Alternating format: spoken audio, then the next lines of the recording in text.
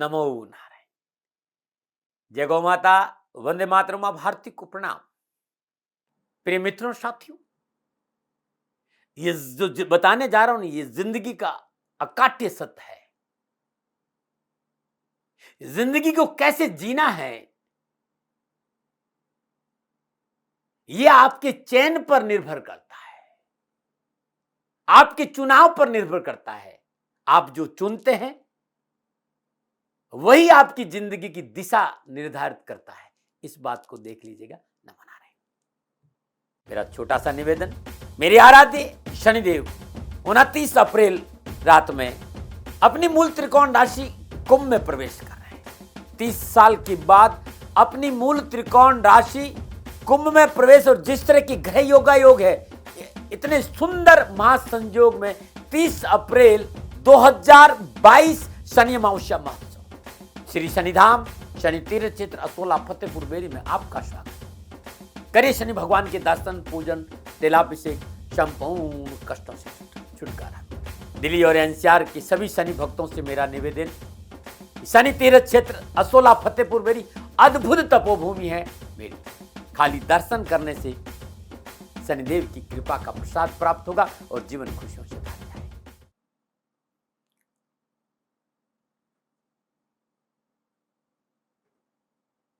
तो प्रिय मित्रों, साथियों, राहु केतु की राशि परिवर्तन का आपकी राशि पर क्या प्रभाव पड़ेगा, इस विषय पर आऊं उससे पहले छोटा सा निवेदन कि गुरुमंत्र विद दातीमात यूट्यूब का चैनल आपका अपना चैनल है। आपको लगता है कि मेरा कंटेंट ठीक है, इसे सब्सक्राइब करें, बेल की घंटी बजाएं, जिससे कि मेरा वीडियो आपको मिल जाए। लाइक ये आपकी इच्छा पर, मैंने कभी नहीं कहा। दूसरा, मैं इस चैनल पर हर रोज कैसा रहेगा आपका आज का दिन राशिफल लेकर आता हूं, वो जरूर देखें। गुरुमंत्र दाती महाराज पर 2022 और शनिदेव और 2022 और बृहस्पति देव कैसे रहेंगे, ये वीडियो भी आपको मिलेगा। राहु का 12 राशियों पर अलग अलग फलादेश गुरुमंत्र दाती महाराज में, इसे आप देखना नहीं भूलें। नमो नारायण। ये राशिफल चंद्र राशि, नाम राशि पर आधारित है। विधाओं का बहुत प्रयोग किया, अनुभव का प्रयोग पूरा है। लगन से भी देखा, दशाओं से भी देखा, ऋषि पाराशर जी का सिद्धांत, जैमिनी जी का सिद्धांत, केपी कृष्णमूर्ति जी का सिद्धांत, नाड़ी ज्योतिष, जितना मेरे पास अनुभव है, हर दृष्टिकोण को मैंने इस राशिफल में लगाया है। लेकिन आधार गोचर है, जो आपके सामने ये राशिफल है। नमो नारायण, नमो नारायण, नमो नारायण। प्रिय दर्शकों और मित्रों, साथियों, कैसे आप सभी लोग? शनिदेव आपकी रक्षा करे, आपका जीवन खुशियों से भरा रहे। शनिदेव की श्री चरणों में मेरा प्रणाम। 12 अप्रैल 2022 राहु और केतु का राशि परिवर्तन, इस विषय को लेकर वीडियो आपके सामने है, क्योंकि विषय बहुत महत्वपूर्ण है। थोड़ी देर आपके साथ रहूंगा। आशा करता हूं कि मैं कहीं आपके काम आऊं, ये मेरे सौभाग्य होगा, क्योंकि मेरे लिए मेरा राष्ट्र सर्वोपरि है। 12 अप्रैल 2022 दोपहर 3:29 के आसपास राहु वृषभ राशि से निकलकर मेष राशि में प्रवेश करेंगे, और कृत्तिका का नक्षत्र का पहला चरण है। जिसमें राहु ने राशि परिवर्तन किया, उसमें सिंह लगन था और लगन में चंद्रमा। सूर्य मीन राशि अष्टम भाव में, मंगल शुक्र बृहस्पति कुंभ राशि में, शनि मकर राशि छठे भाव में, राहु बुध के साथ मेष राशि नवम भाव में और केतु तुला राशि तीसरे भाव में संचरण कर रहे थे। यहां राहु सूर्य के नक्षत्र में प्रवेश किया है। 14 जून को 2022 को भरणी नक्षत्र के चौथे चरण में दोपहर लगभग 1 बजे प्रवेश करेंगे, और 16 अगस्त 2022 को भरणी नक्षत्र के तीसरे चरण में राहु आएंगे सुबह 10:21 पर। 18 अक्टूबर 2022 को भरणी नक्षत्र के दूसरे चरण में ही रहेंगे, तीसरे से दूसरे में आ जाएंगे, और 20 दिसंबर 2022 भरणी नक्षत्र के प्रथम चरण में राहु का संचरण रहेगा। राहु 14 जून से लेकर 20 दिसंबर तक शुक्र के नक्षत्र में संचरण करेगा। केतु 12 अप्रैल 2022 3:29 तुला राशि में विशाखा नक्षत्र के तीसरे चरण में, 14 जून को विशाखा नक्षत्र के दूसरे चरण में लगभग 1 बजे, 16 अगस्त को विशाखा नक्षत्र के पहले चरण में, और केतु 12 अप्रैल से 16 अगस्त तक बृहस्पति के नक्षत्र में संचरण करेंगे।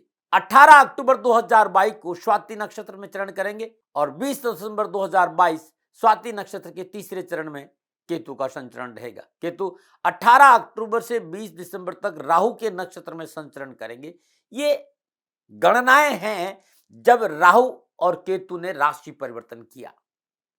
मैदिनी ज्योतिष को माइन्यूटली सूक्ष्म दृष्टि से विचार करेंगे तो समय इतना अच्छा माना नहीं जाता, सावधानी का संकेत, क्योंकि मेष राशि मंगल की राशि है और मंगल ऊर्जा का प्रतीक है, अग्नि का प्रतीक है, एग्रेशन का प्रतीक है, रक्त का प्रतीक है। राहु अनऑर्थोडॉक्स है, राहु विलासिता है, राहु अनप्रेडिक्टेबल है, राहु एक धुआं है, हवा है।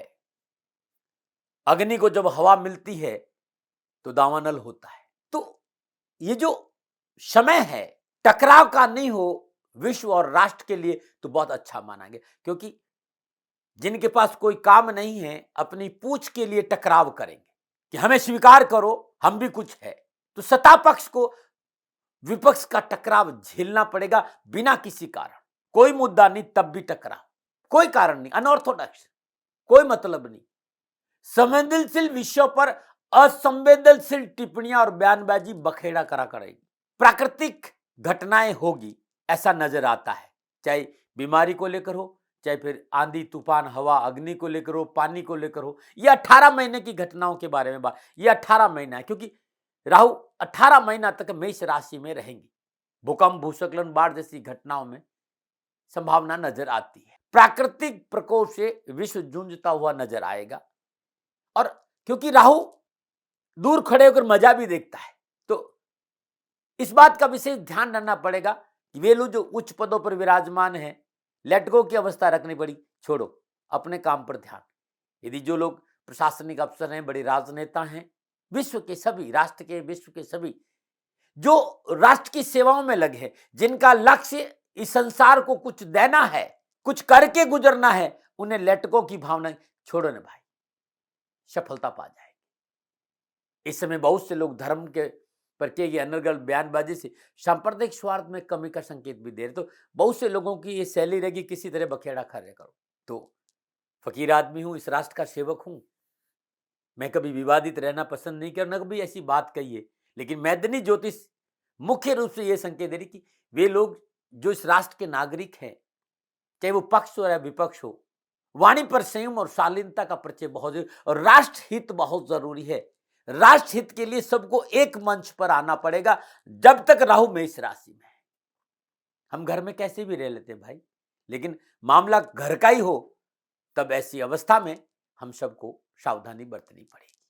मित्रों, साथियों, ये राहु के बारे में था मेरा छोटा सा निवेदन, क्योंकि राहु बहुत बड़ा परिवर्तन है 18 महीने के लिए। पर शनि के बाद कोई बड़ा परिवर्तन है राहु, और उसके बाद बृहस्पति, और ये तीनों ही ग्रह बदल रहे हैं। राहु मेष राशि में आ रहे हैं, शनि अपनी मूल त्रिकोण राशि कुंभ में प्रवेश करेंगे, और बृहस्पति अपनी स्वयं की राशि मीन में प्रवेश करेंगे, और तीनों के तीनों ग्रह अप्रैल में 2022 में राशि परिवर्तन करेंगे। तो इस विषय पर मुझे कहना जरूर है, वीडियो थोड़ा सा बड़ा हो सकता है, ऐसी अवस्था में यूट्यूब पे सुविधा है, टेक्नोलॉजी बहुत मजबूत है, आप नहीं सुनना चाहते तो फॉरवर्ड कर दे, लेकिन सुने जरूर, क्योंकि भारतीय सनातन संस्कृति की जो खुशबू है उन्हें समझना चाहिए कि राहु है क्या, 12 राशियों पर क्या प्रभाव रहेगा। वीडियो मैंने बनाया और प्रत्येक राशि का अलग अलग वीडियो है ये, लेकिन इस विषय को समझिए, क्योंकि राहु केतु को समझना बहुत जरूरी है।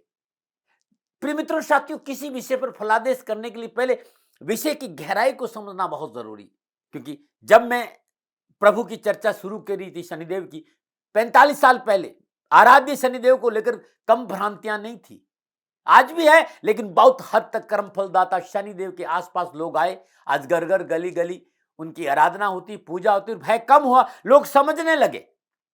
इसी प्रकार राहु केतु के बारे में भी बहुत भ्रांतियां हैं, और इन भ्रांतियों की वजह से भय भ्रम बहुत है और बहुत से तनाव भी है।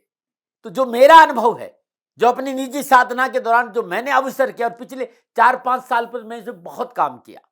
राहु और केतु का नाम लेते ही लोगों का चेहरा मुरझा जाता है, पीला पड़ जाता है। मैंने पाया कि लोग कहते हैं कि राहु की दशा तो परेशानी ही परेशानी, केतु की दशा यानी घर छोड़ना ही छोड़ना, आइसोलेट में रहना ही रहना।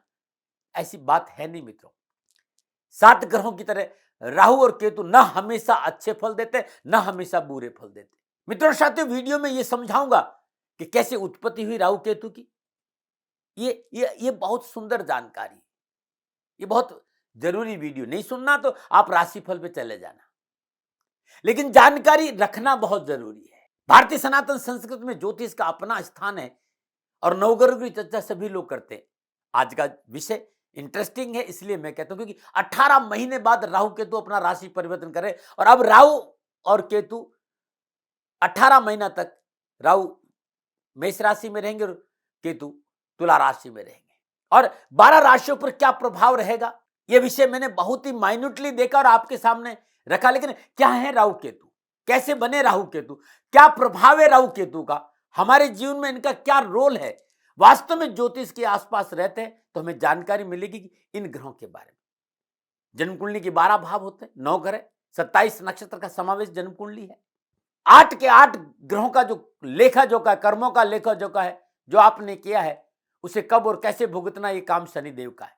तो मैं कहना यह चाहता हूं कि ग्रह आपको आपके कर्मों के अनुसार आपकी डेस्टिनी की ओर ले जाते हैं, आपकी डेस्टिनी की ओर। जब मुझे मौका मिलता तो मैं कहता हूं ना कि जन्म कुंडली की जो शान है वो सूर्य है और जो जान है वो चंद्रमा है। लेकिन सूर्य और चंद्रमा को भी ग्रहण लगाते हैं तो वो राहु केतु है। नवग्रहों में सबसे शक्तिशाली ग्रह राहु और केतु है। ये अलग बात है कि राहु और केतु को ऊर्जा सूर्य से मिलती है, लेकिन ये सूर्य और चंद्रमा को यदि कोई प्रभावित करता है तो राहु केतु है। मेरा पूरा ध्यान राहु केतु पर है, उनके जन्म को लेकर, उनके प्रभाव को लेकर, उनके गुणों को लेकर। इस विषय पर थोड़ा सा बोलूंगा जरूर, क्योंकि सूर्य चमत्कार व ऊर्जा का स्रोत है और सूर्य के चारों ओर घूम रहा एक अंडाकार वर्तुल पृथ्वी, और पृथ्वी थोड़ी सी झुकी हुई है, 23.5 डिग्री के आसपास झुकी हुई है। वैज्ञानिक लोग इसको अच्छा डिस्क्राइब करेंगे, लेकिन क्योंकि ज्योतिष के आसपास रहा हूं तो अध्ययन का मौका मिला, इसलिए बता रहा हूं। इसमें मैं कभी तर्क नहीं करूंगा। पृथ्वी थोड़ी सी झुकी हुई है और पृथ्वी सूर्य के चारों ओर परिक्रमा कर रही, और सूर्य के चारों ओर पृथ्वी 365 दिन 5 घंटे 48 मिनट 46 सेकंड में अपनी परिक्रमा पूरी करती है। और ये दूसरा जो गोला है जो पृथ्वी के चारों ओर घूम रहा है वो है चंद्रमा। चंद्रमा पृथ्वी के चारों ओर लगभग 27 से 28 दिन में अपनी परिक्रमा पूरी करता है। पुनः याद दिलाना चाहता हूं, सूर्य को भारतीय ज्योतिष में आत्मा कहा है। चराचर जगत को चलायमान जो हो रहा है, जो सर्जित हो रहा है, जो अस्तित्व है, सूर्य की वजह से हो रहा है। हमारे मनुष्य ने सूर्य को धुरी मानकर ज्योतिष की चर्चा की। सूर्य अनंत ऊर्जा का केंद्र है और उसके चारों ओर पृथ्वी घूम रही, और पृथ्वी के चारों ओर चंद्रमा घूम रहे। बार बार इसलिए समझा रहा हूं कि विषय बड़ा गहन है और मैं राशिफल पे आ रहा हूं, थोड़ा सा समझ लीजिए। सूर्य पिता है, पृथ्वी माता है, चंद्रमा को हम मामा भी कहते हैं। सूर्य, पृथ्वी और चंद्रमा के कारण, उसकी वजह से राहु और केतु की उत्पत्ति हुई, ऐसा विज्ञान कहता है। साथियों, स्थूल में राहु केतु का कोई अस्तित्व नहीं है, उन्हें एक छाया माना, एक धुआं माना है। सूर्य के चारों ओर पृथ्वी सूर्य की ग्रेविटेशन जो क्षमता है इसके कारण घूम रही है, और एक ग्रेविटेशन की वजह से ही पृथ्वी का संतुलन बना हुआ है। चंद्रमा पृथ्वी के चारों ओर घूमता है, सूर्य एनर्जी है। तो जो ये तीनों आपस में घूमते हुए इनकी जो कट पॉइंट है, इनका जहां मिलन पॉइंट है, जहां पृथ्वी चंद्रमा सूर्य आपस में काटते हैं, उसी को विज्ञान ने राहु केतु माना है। अब थोड़ा सा समझिए राहु कौन सा और केतु कौन सा है। चंद्रमा गति करते हुए सूर्य की ओर आ रहा है। सूर्य आत्मा का कारक है, प्रकाश का कारक है, उजाले का कारक है, अनंत ऊर्जा का कारक है, ज्ञान का कारक है। चंद्रमा गति करते हुए सूर्य की ओर आ रहा है, ज्ञान की ओर आ रहा है, अनंत ऊर्जा की ओर आ रहा है। जहां काटता उसे साउथ नोड मून कहते हैं, यानी केतु कहते हैं। जो सूर्य की ओर आ रहा है और जहां कट पॉइंट है उसे साउथ नोड मून कहते हैं, यानी केतु कहते हैं। जो पॉइंट गति करते हुए सूर्य से दूर जा रहा है, यानी ज्ञान से दूर जा रहा, अनंत ऊर्जा की ओर जा रहा है, हट रहा है, अनंत ऊर्जा से दूर जा रहा है, प्रकाश से दूर जा रहा है, नॉर्थ नोड मून यानी राहु कहते हैं। सूर्य की तरफ जो आ रहा है वो जानना चाहता है प्रकाश को, ज्योतिष को, ज्ञान को, रोशनी को जानना चाहता है। वो अनंत खोज के पास आ रहा है, उसे केतु कहते हैं, यानी मोक्ष। इसीलिए केतु को मोक्ष कहा है। और जो सूर्य से दूर जा रहा है, यानी अंधकार की ओर जा रहा है, भटकाव की ओर जा रहा है, विलासिता की ओर जा रहा है, भोग की ओर जा रहा है, इच्छाओं की ओर जा रहा है, इच्छाओं की तृप्ति के लिए जा रहा है, जो भटक रहा है, जो हट रहा है, सूर्य से दूर हट रहा है, वो राहु है। बस ये विज्ञान कहता है। तो इस बात को समझने के लिए मैंने आपको थोड़ा सा समय लिया। और यदि भारतीय सनातन संस्कृति के पुराणों की बात करें तो ये श्वरभानु नामक राक्षस है। श्वरभानु की मां का नाम सिंह था और पिता कश्यप ऋषि है। और सिंह का कश्यप ऋषि के पास संतान की इच्छा से गई थी। ये एक हमारे पुराणों में कथा है। ऋषि कश्यप शाम का संध्याकालीन समय था और साधना की ओर अग्रसर थे। उन्होंने समझाया कि मेरा साधना का समय है और इस समय मेरा स्वरूप विकराल है, मैं साधना में जा रहा हूं, अभी नहीं। लेकिन सिंहिका की जिद के आगे ऋषि कश्यप को झुकना पड़ा और राहु की उत्पत्ति हुई। लेकिन अपनी साधना में विघ्न देख ऋषि कश्यप ने सिंहिका को श्राप दिया कि तेरे बेटा का सर धड़ से अलग हो जाएगा। धड़ अलग हो गया। तब ब्रह्मा जी ने कृपा करके सर दिया किसका? कि सांप का। तो राहु को सांप का स्वरूप भी माना जाता है। ये एक कहानी है। दूसरी कहानी है, जब समुद्र मंथन हुआ, देवता और दानवों ने मिलकर समुद्र मंथन किया। उस समय जो 14 रत्न निकले थे उसमें से विष भी था। विष महादेव ने पिया। जब अमृत आया तो देवताओं और दानवों में युद्ध हुआ। भगवान श्री नारायण ने मोहिनी रूप धरकर बंटवारा करना चाहा और देवताओं को अमृत पिला रहे थे। राहु क्योंकि ऋषि कश्यप की संतान और दानवों ने पाला और साधना से परिपूर्ण, बहुत जबरदस्त साधना राहु ने करी थी। क्योंकि ऋषि कश्यप की संतान और दानवों की साधना, मतलब दोनों मिलन इतना अद्भुत था कि उसके अंदर बहुत सी क्षमताएं थी, बहुत जानकार था, साधना से परिपूर्ण था। उसे लगा कि अमृत देवता ही पी रहे, दानवों को अमृत नहीं मिलेगा। ऐसी अवस्था में वो देवत्व का रूप धारण करके बैठ गया सूर्य और चंद्रमा के पास। जब नारायण मोहिनी रूप धरकर देवताओं को अमृत बांट रहे थे तो राहु के हाथ में अमृत ज्यों ही आया, सूर्य और चंद्र ने नारायण को सचेत किया कि ये स्वर भानु है, ये दानव है, देव नहीं है। नारायण अपने स्वरूप में आए, सुदर्शन धारण किया। तब तक अमृत राहु अपने स्वर भानु अपने मुंह में ले चुका था और कंठ तक स्वर अमृत आ चुका था। नारायण ने अपने सुदर्शन चक्र से स्वर भानु का सर धड़ से अलग कर दिया। लेकिन धड़ को भी अमृत ने छुआ और सिर को भी अमृत ने छुआ, तो ये अमर हो गए। तो जो ऊपर सिर वाला हिस्सा है वो राहु है और जो धड़ वाला हिस्सा है ये केतु है। राहु विलासिता की ओर जा रहा है। राहु घूम रहा है कि दुनिया देख लूं, भोग लूं, सुख लूं। जब मन भर जाएगा, जब झटका लग जाएगा, तब वही कर रहा जो केतु कर रहा है, यानी ईश्वर चिंतन। बहुत से लोगों को संशय होगा कि भाई इस तरह का कोई संकेत तो मिल नहीं रहा है। सभी जानते हैं कि पृथ्वी घूम रही, हम भी घूम रहे हैं, लेकिन कोई संकेत मिल रहा है? ये छाया है। राहु और केतु छाया है। लेकिन मैं खाली आपसे ये कहना चाहूँ, जो विज्ञान कहता है वो भी सही है और जो भारतीय सनातन संस्कृति का संदेश है दोनों सही है। क्योंकि हम भी घूम रहे हैं ना, लेकिन डायरेक्शन के बिना एक पल भी नहीं रुक सकता है। आपने नहीं सुना कि मैं समय हूं, मैं समय हूं, ना उसका आदि है ना अंत है, वही परम शिव है। वो समय तब समझ में आएगा जब आप ईड़ा और पिंगला को समझ लेंगे, सूर्य और चंद्रमा को समझ लेंगे। ईड़ा घर पिंगला और पिंगला घर ईड़ा, सूर्य घर चंद्रमा, चंद्रमा घर सूर्य। मानव शरीर में 5 कोष है, अन्नमय, मनोमय, प्राणमय, विज्ञानमय और आनंदमय। इन 5 कोषों की चर्चा है, इन 5 प्राणों की चर्चा है, 5 उप प्राणों की चर्चा है। संकेत है लेकिन हमें दिखाई नहीं देते।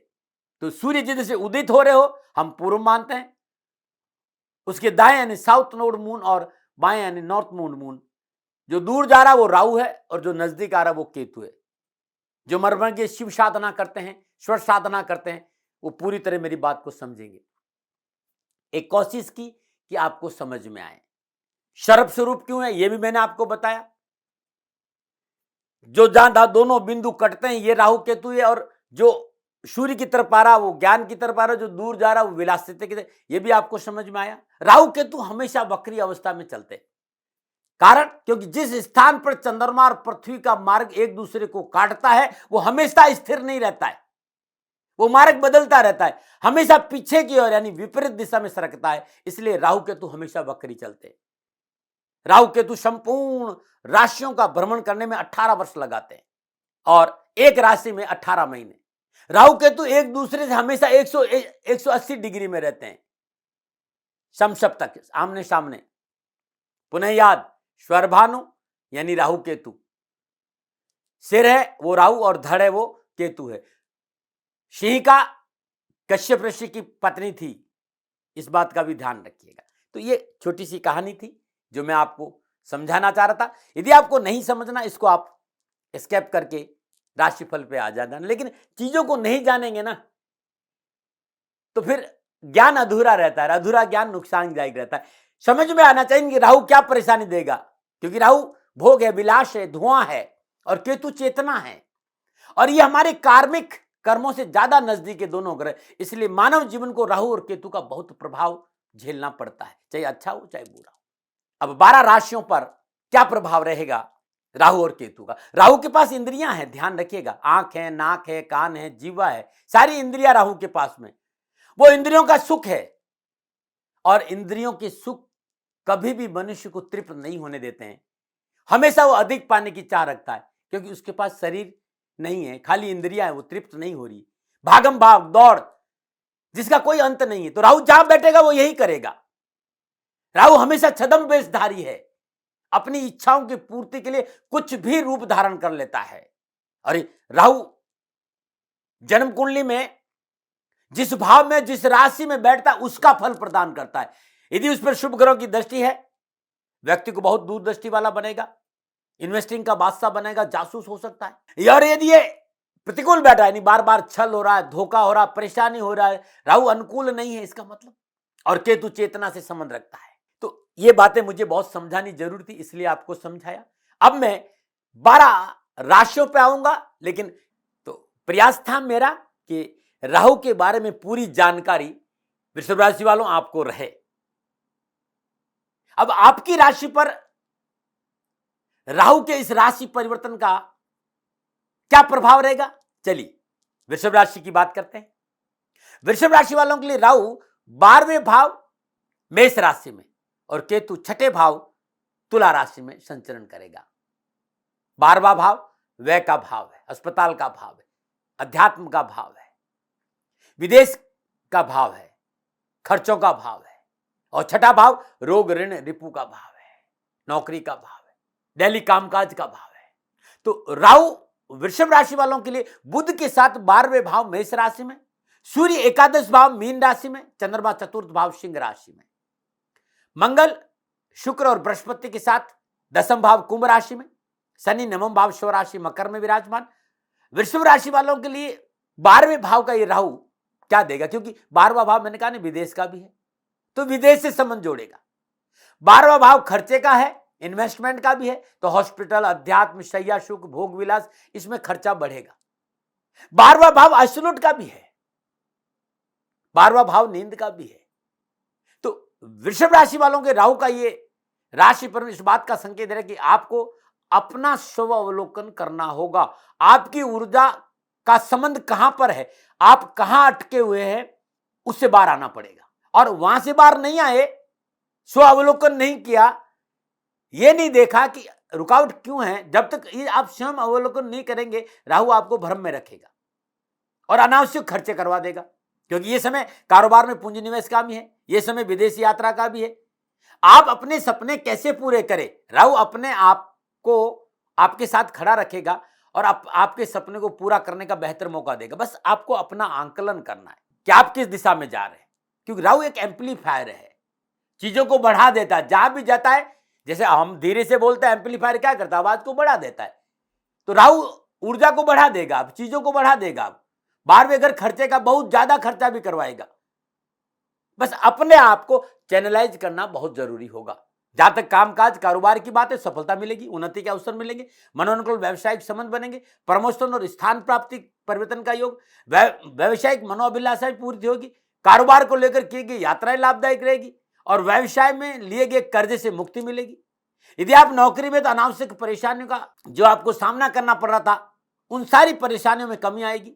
नौकरी में अनुकूल परिवर्तन की प्रबल संभावना, आकस्मिक खर्चा बढ़ेगा, साथ ही आर्थिक परेशानियां जो झेल रहे थे वो उस पर आपको अपना ध्यान एकाग्र करना पड़ेगा कि खर्चे क्यों हो रहे थे और परेशानियों से कैसे मुक्ति पाए। फिर मैं कहूंगा राहु क्या है, भ्रम है, अनऑर्थोडॉक्स है, अनप्रेडिक्टेबल है, ऊंट किस करवट बैठेगा पता नहीं चलने देता। तो वृषभ राशि वालों, राजनीतिक के क्षेत्र में किस तरह आप अपना काम निकालते हैं ये आप पर निर्भर होगा। बहुत जरूरी है इस समय विनम्र भाव से भीतर घुसने की, वरना राजनीतिक परेशानियां आ जाएगी यदि आपने ध्यान नहीं रखा। और ध्यान रखना, राहु 12वें भाव का बैठा हुआ है, मौका है आपके पास, थोड़ा सा प्रयास करेंगे सफलता मिल जाएगी। पारिवारिक सदस्यों के साथ तालमेल ठीक रहेगा, परंतु इस समय परिजनों से दूर रहना पड़ सकता है। कामकाज को लेकर निजी रिश्तों और वैवाहिक संबंधों में अच्छा रहेगा। यह समय परिवार और स्वास्थ्य के दृष्टिकोण से सावधानी का संकेत दे रहा है। राहु के गोचर में चिकित्सा के क्षेत्र में लापरवाही नहीं करें, पुराने रोग पुनः आपको तकलीफ दे सकते हैं, सावधानी बरतें। युवा और विद्यार्थियों को शिक्षा के दृष्टिकोण से समय ठीक रहेगा। यदि शिक्षा और कैरियर संबंधी विदेश यात्रा या विदेश जाने का मन बना रहे तो शुभ परिणाम मिलेंगे। अनावश्यक बीमारियों से पीछा छूटेगा, शत्रु पर विजय रहेंगे, लेकिन कब? जब आप सजग रहेंगे, सतर्क रहेंगे, लापरवाही नहीं करेंगे। और आपके केतु कहां बैठा है वृषभ राशि वालों? छठे भाव में। छठा भाव रोग का है, ऋण का है, शत्रु का है। तो केतु का छठे भाव में संचरण इस बात का संकेत दे रहा है कि घरेलू मामलों में शांति रखना इसमें बहुत जरूरी होगा। सप्तम स्थान का 12वां भाव छठा स्थान है, 7वां स्थान पार्टनर का है, तो जीवन साथी है 7वां स्थान। ऐसी अवस्था में 12वां भाव में केतु होने की वजह से, सप्तम से 12वां केतु होने की वजह से पति पत्नी में टकराव की प्रबल संभावना, इससे बचना चाहिए। आवास परिवर्तन के संकेत नजर आ रहे हैं, कोई धोखा कर सकता है आपके साथ, आर्थिक पक्ष पर धोखा कर सकता है, कोर्ट कचहरी पुलिस, इसमें सतर्कता बरतनी चाहिए। विशेष क्या सावधानी? जो व्यसन है आपके, अब जैसे आप सिगरेट पीना, बीड़ी पीना, अति बहुत नुकसान देगा हेल्थ को। यदि आप ड्रिंक करते हैं तो मेरा यह निवेदन है, देखिए साहब मैं कभी इस विषय पर ज्यादा कुछ कहता नहीं हूं, लेकिन मेरा यह कहना है कि यदि आप मदिरा सेवन करते हैं या चैन स्मोकर है, 18 महीना अपने जीवन को सुरक्षित रखने के लिए इसे दूर हो जाइएगा, अन्यथा हेल्थ को लेकर अच्छे संकेत नजर नहीं आ रहे। सामाजिक और वैवाहिक मर्यादाओं का पालन करना बहुत जरूरी है और मान और सम्मान के प्रति सजग रहे। यदि हाई बीपी है, लो बीपी है, कोलेस्ट्रॉल ठीक नहीं है, इसको ठीक रखें, आंखों के प्रति थोड़ा सा सावधान रहे तो अच्छा रहेगा। यह था वृषभ राशि वालों के लिए राहु के राशि परिवर्तन का संकेत। जब राहु नक्षत्र परिवर्तन करेगा तब पुनः मैं आपके सामने क्या संकेत नक्षत्र दे रहा है इसकी जानकारी दूंगा, क्या उपाय करें, क्योंकि 18 महीना वृषभ राशि वालों के लिए राहु 12वें भाव में रहेगा। क्या करें? हर रोज प्रातःकाल नित्य कर्म जो स्नान उपरांत भगवान सूर्य को जल अर्पित करने के उपरांत श्रद्धापूर्वक शुद्ध देसी घी का दीपक जलाइए और मां भगवती के जो नवराण मंत्र है, ओम दुम दुर्गाय नमः, ओम दुम दुर्गाय नमः, ज्यादा से ज्यादा इस मंत्र का जाप करें, सिद्ध कुंजी का स्तोत्र का जाप करें, दुर्गा अर्गला स्त्र का जाप करें तो बहुत शुद्ध, बहुत अनुकूल रहेगा। 18 महीना लेड यानी रांगा की एक गोली अपने पास रखना बड़ा श्रेष्ठ रहेगा। मां सरस्वती की श्री चरणों में नीले पुष्प चढ़ाना वृषभ राशि वालों के लिए बहुत अद्भुत रहेगा। हर शनिवार को एक जटा वाला नारियल अपने ऊपर से एंटी क्लॉकवाइज 7 बार उसार कर मां भगवती के चरणों में अर्पित कर लें। वृषभ राशि वालों, ओम राहुए नमः या राहु गायत्री, इसका जाप करना भी आपके लिए लाभ और सफलता से भरा रहेगा। नमन नारायण। मित्रों और साथियों, ये राहु का राशि परिवर्तन था और नक्षत्र गणनाओं के आधार पर आंकलन मेरे अनुभव के आधार पर था और मैंने कभी दबाव नहीं डाला है। सेकंड ओपिनियन का अधिकार हमेशा आपके पास था, आपके पास है, आपके पास रहेगा। मानो न मानो आपकी मर्जी, मेरा कभी दबाव नहीं रहा है। हाँ, एक बात जरूर कहना चाहता हूं कि कोई मनुष्य होने के नाते इंसान हूं, प्रयास कर रहा हूं, राह पे चल रहा हूं ज्योतिष के मार्ग पर। कोई भूल हो जाती है ना, तो विनम्र भाव से दोनों हाथ जोड़कर क्षमा मांगता हूं। आप सुखी रहें, स्वस्थ रहें, समृद्धिशील रहें, प्रभु के चरणों में मेरी प्रार्थना नमन। राजस्थान का हर व्यक्ति जानता है दाती महाराज गायों से बहुत प्यार करते हैं, बेटियों से बहुत प्यार करते हैं। हजारों सैकड़ों बेटियों के लिए, जीवन के लिए मैंने अपना संपूर्ण जीवन दिया है, और ये मेरा शौक था, मेरी राष्ट्र की धरोहर थी, और ये करना मेरा कर्तव्य और कर्म था। मैं आपको किसी वजह से नहीं सुना रहा हूं, बस खाली बता रहा हूं कि ये मेरा जीवन का लक्ष्य रहा है। मनुष्य हूं और मानव होने के नाते मेरा कर्तव्य है कि मैं अपनी राष्ट्र की सेवा करूं। मैं इस राष्ट्र का नागरिक हूं। 30 सालों से मैं बेटी बचाओ और गौ सेवा में अपना जीवन इस राष्ट्र के साथ लगाया है। वर्तमान परिस्थितियां आर्थिक दृष्टिकोण से मेरी अनुकूल नहीं है। धन नहीं मांग रहा हूं कि मुझे आप पैसे दीजिए, नहीं, पहले भी कभी नहीं मांगा और अब भी मैं नहीं कह रहा हूं, और ये मेरा अहंकार नहीं है, क्योंकि धन को लेकर मैं राष्ट्र के सामने कभी नहीं आया था। हमेशा मैंने एक साहब सेवा करी, आप, मैं भी सेवा करता हूं, आप भी सेवा करें। धन नहीं चाहिए, लेकिन वर्तमान में जो आर्थिक परिस्थिति है वो मेरे को ये कहने के लिए मजबूर कर रही है कि सन्निधान गौशाला की गायें दुखी नहीं रहे, इसके लिए मुझे आपका सहयोग चाहिए, और सहयोग के लिए मैं स्वयं आपके साथ खड़ा हूं, आपकी समस्याओं के समाधान के लिए। भाई, आप अपनी जन्म कुंडली का अवलोकन कराना चाहते हैं, आप अपनी जन्म कुंडली बनाना चाहते हैं, आपको बहुत सी चीजों की जानकारी चाहिए, तो मैं आपके साथ खड़ा रहूंगा, पूरे साल खड़ा रहूंगा, जब तक जीऊंगा तब तक खड़ा रहूंगा। नंबर आ रहा है, इन नंबरों पर संपर्क करिए, आप मेरे से बात करिए, लेकिन इसकी एवज में गायों के लिए चारे की व्यवस्था कर लीजिए। और इसीलिए मैंने कहा था कि भाई थोड़ा दिन, इस समय मैं परेशानी में हूं और मेरी गायें चारों को लेकर थोड़ी सी परेशान हैं। ऐसा हृदय से आया, लोगों ने कहा कि राष्ट्र आपसे प्यार करता है दाती महाराज, एक बार निवेदन करिए। तो मैं दान नहीं मांग रहा हूं, फिर भी मैं अभी भी, मेरा ये अहंकार नहीं है साथियों, मेरा राष्ट्र सर्वोपरि है। मैं ये नहीं कह रहा हूं, मैं ये कह रहा हूं मैं परिश्रम करूंगा आपके लिए, और परिश्रम के एवज में गायों के लिए चारे की व्यवस्था करिए। शनि भगवान आपकी रक्षा करे और आपका जीवन सदा खुशियों से भरा रहेगा, ऐसा मेरा निवेदन। और वे लोग जो सक्षम है, सामर्थ्यवान है, और जिन्हें दाती महाराज के ज्योतिषीय समाधान की आवश्यकता नहीं, तो उनको मेरा प्रणाम, क्योंकि बहुत से लोगों को मैंने देखा है पिछले 1 महीने में लगभग 20 से 25-50 लोग ऐसे भी हैं जिन्होंने सन्निधान गौशाला में 2100 रुपया चारा कर दिया है। मैं उन सब के प्रति अपना आभार प्रकट करता हूं, और यह सहयोग में जीवन भर याद रखूंगा। मित्रों, समय ऐसा है कि मेरी परिस्थिति आर्थिक दृष्टिकोण से अनुकूल संकेत नहीं दे रही है, इसलिए मैंने राष्ट्र से कहा कि सन्निधान गौशाला में परेशानी नहीं चाहिए। सरकार सपोर्ट कर रही है, अपनी सीमाओं में रहते हुए जो सरकार करती है, लेकिन उससे पूरा नहीं पड़ता है, ये आप भी जानते हैं। शासन की अपनी एक सीमा है और अपनी मर्यादा है, और शासन के पास और बहुत से काम है, लेकिन फिर भी मैं आप सभी का धन्यवाद देते हुए हृदय से पुनः एक बार निवेदन करना चाहता हूं कि आपको लगता है कि दाती महाराज के साथ सन्निधान गौशाला में खड़ा रहना है, तो नंबर है, जरूर सहयोग करें। मेरा कोई दबाव नहीं है, प्रार्थना थी। ओम नमो नारायण, ओम नमो।